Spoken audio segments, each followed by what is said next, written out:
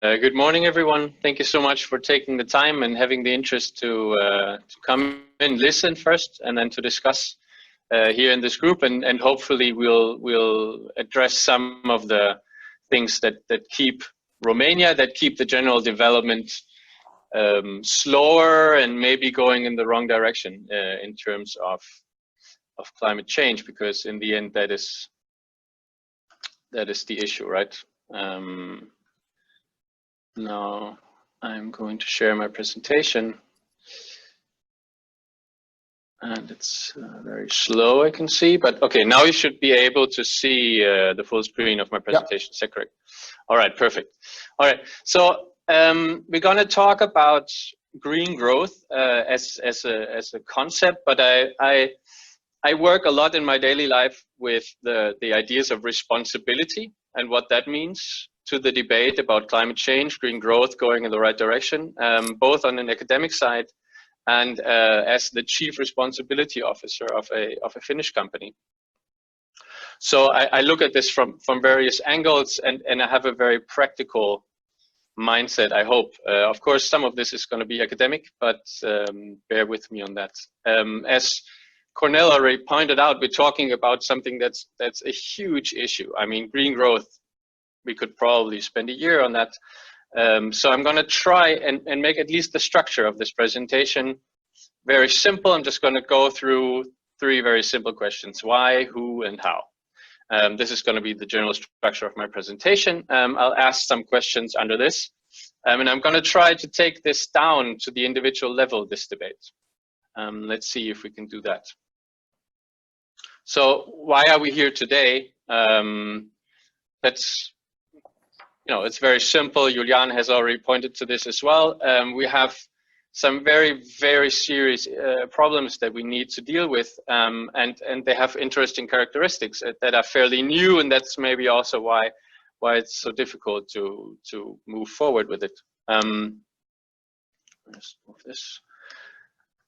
The 3 main characteristics of problems related to climate change is that they're universal, they're existential, and they're persistent.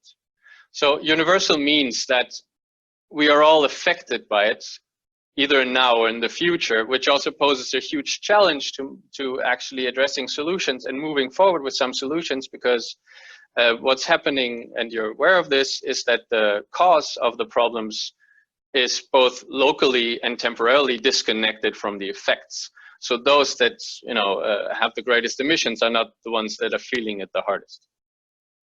They're existential, so we really don't have a choice. I mean, we keep talking about it and we revisit the issue over and over again, but because they're existential and they're universal, we don't have a choice. We have to keep going. And they're persistent, so they keep on. I mean, we've known about the idea of climate change since the late 1800s, when the first mathematical models were made for the warming up of the Earth because of emissions. So it's not new, but they're still there. Okay, and also this was mentioned in the introduction. Why is this a good time right now for rethinking the status quo? Because opposite to the climate crisis, which just keeps on going, it's a very, very long process that doesn't seem to get to the stage of urgency for a lot of people. We are in a situation where we have a pandemic, and this pandemic is very different in the sense that it does create urgency. It does actually make us look back. We are locked into our houses. We are maybe not able to get the materials we need for our production. We can't travel. So we actually do question the way things works. And that opens up for rethinking in a real way. And why Romania? Actually really interesting. Yes, I'm not an expert on Romania, but geopolitically and also in terms of the European context, Romania has a really, really, really interesting position that I find very exciting because of its location. It's inside the EU. And in a time where global value chains are being questioned, where movement is restricted, where conflict is boiling in different parts of the world, and big talk about restrictions of trade and all these things are going around, the location of Romania is extremely interesting. and has a lot of opportunities for the country. And they are realizable because of its situation and its resources. The situation of Romania, to me, being here in this context, that there is a lot of opportunities to leapfrog. There's a lot of opportunities to go and make large steps in the development of energy, housing, infrastructure, the use of natural resources. And then resources. Just yesterday, I had a coffee in a cafe in Copenhagen, and I talked to a young Romanian architect that came to Copenhagen looking for opportunities. So there's a huge amount of very skilled and influential human resources. And then, of course, there was also mentioned there's the huge forest. There's the opportunity for real and large size ecological agriculture, for using these materials for energy consumption and so forth. So Romania is in a great situation, especially now. And now I would like to look a little bit more about at some ideas why the problem of climate change is persistent, why these issues just keep on going and we don't seem to make the changes fast enough. I think one of the things that we need to deal with is what I would like to call the doomsday dilemma. And what's the doomsday dilemma? The dilemma is that we're sort of in this train wreck in slow motion. We need to do something because otherwise things are going to be bad.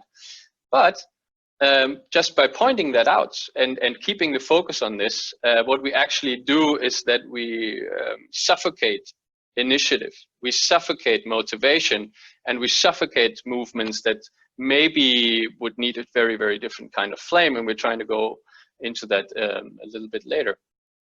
Then I think also the very concept of sustainable development and green growth are in a way problematic, and this goes back to discussions that were in the 80s and a bit earlier, but they were really set in stone in the so-called Brundtland Report, where a commission was dealing with future development, and they built these three pillars or established these three pillars that dominate the debate today, and that's that we have to combine the social, the ecological, and the economic. And they put them up as three equal ends in a way.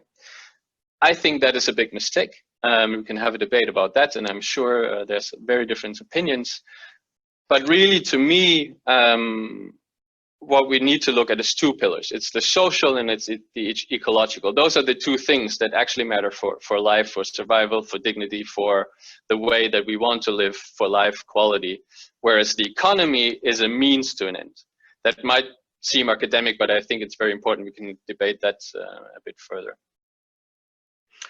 So let me go from the why we're here to the question of who. And to me, the question of who is the question, who is responsible? Since we're talking about a universal problem, a huge issue, very complex, involving so many actors, what first comes to mind is the idea of collective responsibility. So we are all responsible for this, right? But in practice, that sort of looks like this. It's very difficult to deal with, and we're aware that just saying everybody is responsible doesn't get us anywhere, so we have a very natural reaction to this. We point out large actors, we point out corporations, we point out industries like the oil and gas industry, we look at coal, we look at politicians, we look at maybe influencing people, large foundations, and we try to pinpoint that it's their responsibility to act. So we're trying to move the question of who's responsible and go from this collective to a more individual, something that we can handle, something that we conceptualize, something we can deal with. So what we're doing is we're assigning this responsibility. We're pointing towards someone or something. So let's just take one of those. Let's just say these are corporations, or these are the governments, right? The problem by pointing out responsibility to someone is that, be that me or you, if I say you're responsible, your first reaction is probably a somewhat defensive reaction. It's the same And it's even stronger for, finance actors, large corporations and politicians, because they're standing in the public. So their first reaction is not rethinking. When you challenge them with the problems that we're facing, their first reaction is refusal. And actually, you need to move them through a very long process to get there, because what I see, for example, with pension funds, something that we'll talk about a bit more, or large corporations, is that if you get them away from refusing responsibility, which they often have to because they're in the public eye, is that they will resort to rhetoric. And rhetoric can be just, changing the way they describe what they do. It can be putting a very, very narrow focus on some projects that they're maybe financing, or some, philanthropic activities, to take them out of the attention in a negative way. It can also be flat out lying. It's definitely possible. If you push them hard enough, if you move them forward, what you can get out of them is that they reform. That will say that they use the same structures, same way of organizing, the same essential targets, but they will tilt it in the right direction. It's very difficult to get to the point of rethinking. As we pointed out now with the crisis of the pandemic, actually we have an open window. We can actually address some things, and we can provoke people in a very different way, but still the problem generally remains. If we assign responsibility, if we really want to make big changes, it's a long way to go. There's a different way of answering the question of who's responsible, and I hope this is a little bit provocative, and that is that the only real answer when we really want to make change is that I am responsible. I am responsible to rethink, replace, and repurpose the status quo. It's going from, the general economic models, going to green growth or maybe degrowth, is going towards making things different. Why do I say replace and repurpose? Is, of course, we can't just get away with the system that we have. We have to deal with the opposition that is there, with the path dependencies that we have. So one more realistic way to address some things is probably to repurpose the resources that we have, the systems that we have in place, and see if we can use them in another way. So if I now look at myself, I'm a single person. If I want to understand my responsibility and I want to think about how can I do something, I look at my sphere of influence. I look at the extent of my responsibility. So, and this extent of my responsibility is essentially depending on 3 parameters that I can work on. It's my knowledge of problems and solutions. It's my capabilities. I can train myself. I can, I can expose myself for capabilities, to gain capabilities that can address certain problems that are important to me. And I can mobilize my own and other resources. But looking at these problems that we're dealing with, it's probably going to feel like I'm very, very small. And that is probably true unless you're in a very powerful position. So we need to move a little bit away from just looking at who and trying to do something ourselves. We need to look a little bit at the question of how are we going to do this. And I'm going to stay a little bit with this concept of responsibility and look at the idea of corporate responsibility. The first association that you will have is, of course, maybe something like CSR, or the responsibility that large corporations have or that business has. But really what corporate responsibility is taking inspiration from corporations and looking at certain very, very key elements that they have in common that make them able to be powerful, that make them able to create a lot of things and move a lot of things, assemble a lot of resources. And that is that they're organized. So they're not just a single way. They're not this sponge, this, as we've seen in this picture of collective responsibility. They are actually giving a structure to their efforts. And they're not just giving a structure to their efforts, they're also taking the bigger question of why, and they're moving it down to the individual level. They're thinking about, okay, who needs to join me in order to achieve my goal that is way too big for myself? What do I need to do to answer the question, why do I do this for the individuals that I want to join? And it can be organizations, it can be politicians, it can be finance actors. What do I need to do to incentivize them? I can't just tell them, okay, the world is going down and expect that they're going to change anything. I need to incentivize them. and that enables me to create common targets. That is where I want to go with my efforts. First, I need to accept that it is depending on myself, and then I need to start building around that. So my point is that the how is I need to assume responsibility rather than to assign it and expect something. Because as I tried to point out, there's a long way from assigning responsibility and pointing towards somebody until that body, that organization actually gets to a point where they make real changes. So I'm responsible to rethink, replace, and repurpose myself. I need to apply my knowledge, my capabilities, and resources. That is true whether I'm an organization like the Friedrich Ebert Stiftung or another organization, or me as an individual. And I need to go and I need to invite, I need to incentivize, and I need to organize. And I need to face the fact that I cannot stay with this doomsday idea.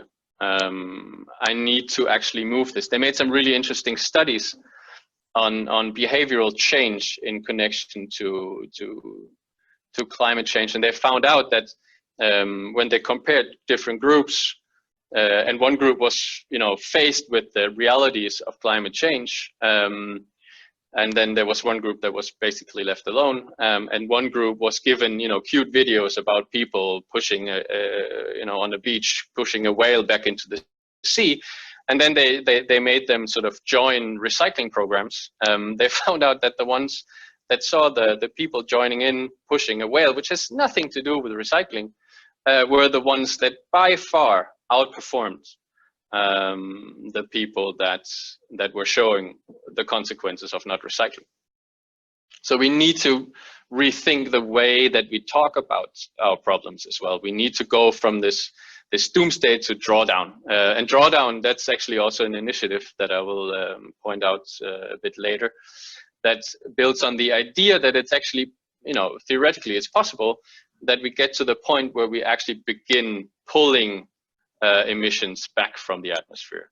So it's not this doomsday target, sort of this inevitable fates kind of way of using or talking about our problems. It's this idea of, okay, actually creating a target that we can move towards. So what are different elements that now are more the how of Romania? And I think one of the big things that I realized in my studies that got me really interested in looking at institutional investment in pensions, especially in the Nordics, but also other places, is that we're seeing a huge shift in the way that that investment is quantified in terms of what we need to reverse climate change, what we need to, for example, fill the Paris financing gap. About a year ago, that was $13 trillion, which seems like a rather difficult number to think about. But I'm going to try and break this down. So let's just make this assumption. This is, of course, a shifting issue, that global wealth is around 280 trillion, which makes the 13 trillion look somewhat more manageable. Out of this, 90 trillion are actually encapsulated in investments. And out of these 90 trillion, there's around 4 to 10 trillion that are in assets that are, that are fading, that are dying, I would almost say, because they're invested in fossil fuel projects, developments that are facing A, scrutiny, B, economic competition from increasingly efficient other solutions, and regulatory challenges, and not to be quiet about legal challenges. If we look, for example, at Exxon, it's a huge cascade of legal challenges that they're facing, and so far the big breakdown hasn't come, but a lot of people have started investing. There was actually just an article here that was published by a Danish pension fund, and what they were saying is that they made $100 million on selling Exxon shares in the beginning of the year. Just by selling them off, they made a huge profit. And those are the kind of news that are spreading in an industry that is extremely risk averse and extremely rich. What are we talking about when I'm saying rich? I'm saying that just the biggest pension funds, the P7, they have, also around half a year ago, the latest numbers, 38 trillion. So just a break of their financing could solve the Paris ambition. So there's enough money just in pension funds. It's a one-stop shop kind of situation. There's actually a group of actors that has the resources and has the ability to move these resources in the way that we need them to.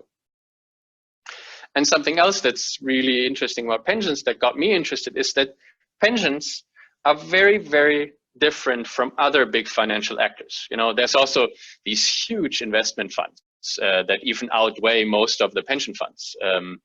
If you want to make a comparison, if you take the largest Danish pension fund, it's the size of one square on a chessboard.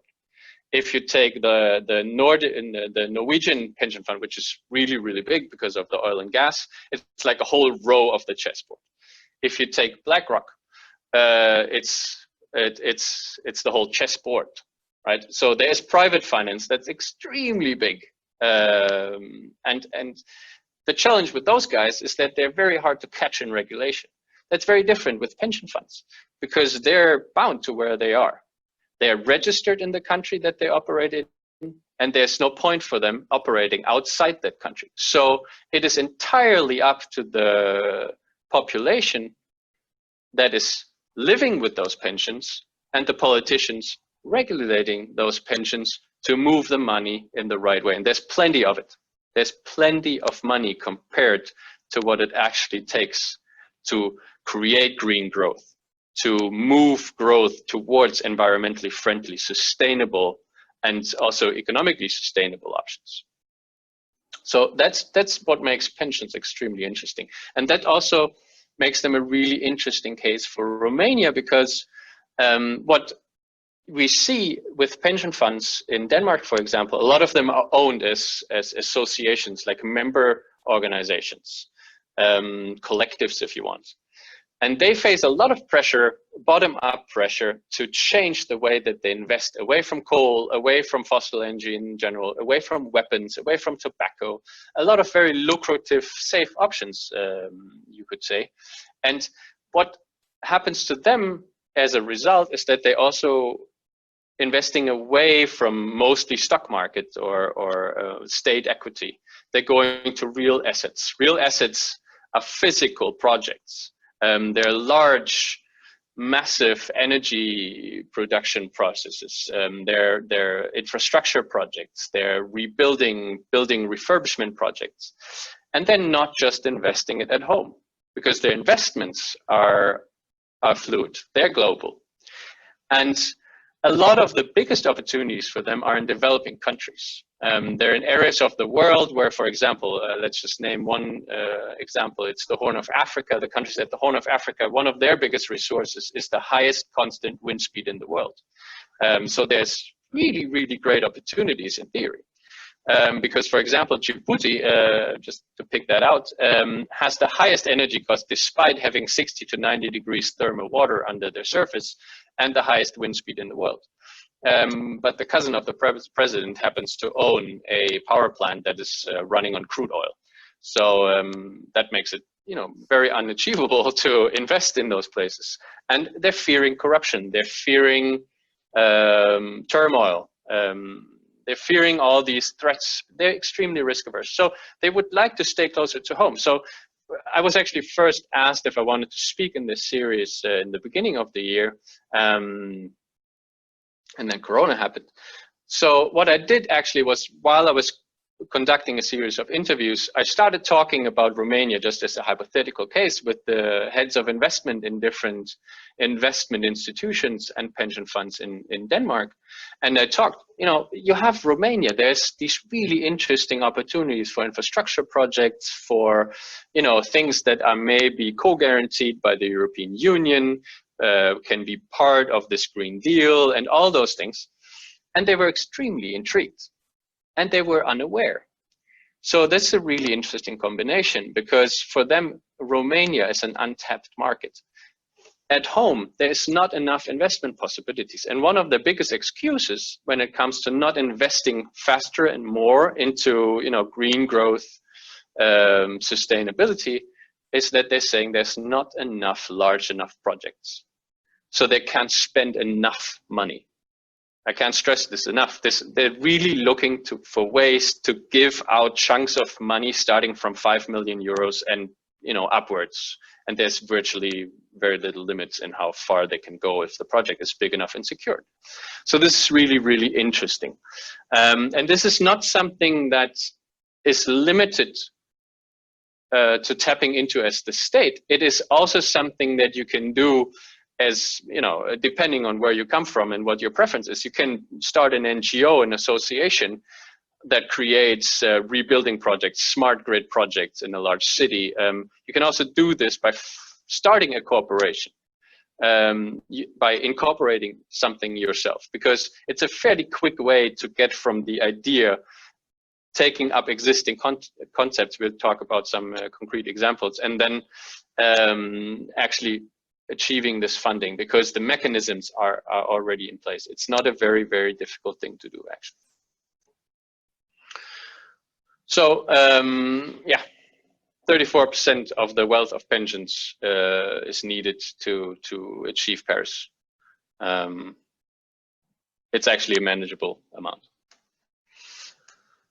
So, aside from investment, something that takes it a bit maybe more down to the individual level again is innovation. And we can look at innovation as something that you can, you start your startup, you join a startup hub, and you're inventing new technologies. But it's also something that you can look at from a more policy perspective. And there's really, really good examples of how to move innovation at home and not being dependent on others. So there's, for example, in Denmark, an institution I talk to a lot is the Danmarks Grønne Investeringsfond. What that means is Denmark's Green Investment Fund. They started out with government guaranteed investment volume. What happens is you have this investment fund that collects private funding, but this private funding, these investments are guaranteed by the state. And they started out with around 200 million euros as a state guarantee, that then the fund was entitled to go out and invest into really interesting projects. A project that they're investing in, for example, is a company in the US. So they're also investing internationally. A company in the US that has changed the recipe for cement.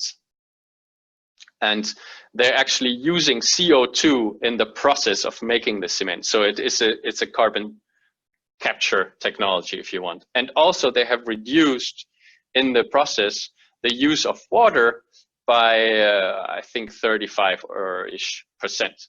So it's a really, really interesting technology that can really move a lot if you look at how much of the carbon footprint just comes from the building industry.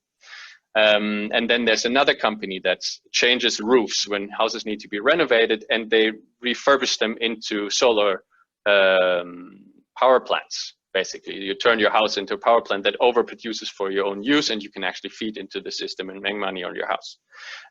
So there's a lot of these great things. And 100 million euros, yes, that's a lot, but it's just the state guarantee. It's not actual money that the politicians need to come with. They're just taking away a bit of the risk for private investors to make them more motivated to go into investing in innovation. And it becomes a motor. It really, they can show they've invested in over 50 projects. A lot of them are successful, creating jobs, creating interesting jobs, not just, you know, extremely high skilled jobs, but also sort of the mid-level, lower skilled, maybe technician level jobs that are really important in a time where, for example, you want to move away from coal. You want to have new ways of educating people and moving people forward. And you can do that at fairly high scale. And then something that also comes up in the debate when I talk to these pension funds is this thing of image. Something that goes around about Romania, we can talk about in a minute, that I think is important. Image is important because you want to really be attractive. So you need to think about the story that you're telling about Romania. You need to think about the way that you perceive it. Actually, I talked to a couple of Romanians, a bit random, over the last couple of months, and I thought, when I thought, hey, I have this talk, you know, talking about green growth in Romania and opportunities, I met pessimism. And that is maybe also a very selective crowd, people who have chosen to go abroad. Don't know if they're the most representative, but, you know, it does something with the image and the idea. Another thing that does something with the image of Romania that's big in the media goes into this idea of forest protection. And there's two ways of telling that story, obviously. Something that comes up in the international media is pictures like this. And then there's the stories about these, you know, big logging companies that associate with officials in one way or the other, and destroy these fantastic resources that are there. When faced, you know, we see exactly this spiral that I was naming before. When pointed at as the responsible partners, they react with refusal and rhetoric. They don't seem to reform. They don't seem to rethink. Long way from it. This is one way to tell the story. Another way is to resort to assignment and say, yeah, but this is not a Romanian problem per se. This is a problem with these large corporations, and they're actually foreign corporations. You can divert the way that you assign responsibility, but the story doesn't actually change. You can also go out with these kinds of images. You can go and look from the perspective of somebody that wants to do something to preserve this kind of image of the forest, of the reality of Romania. And you can start by going through these ideas of inviting others to join you, finding the resources, because they are there. There are really big resources out there, and there are really interesting ways of using forest and preserving forest using foreign finance. Again, for example, pension funds that are quite interested in ways of investing in natural resources. All right. Yeah, we can debate some more concrete ideas as we go on. But thank you first of all for your attention.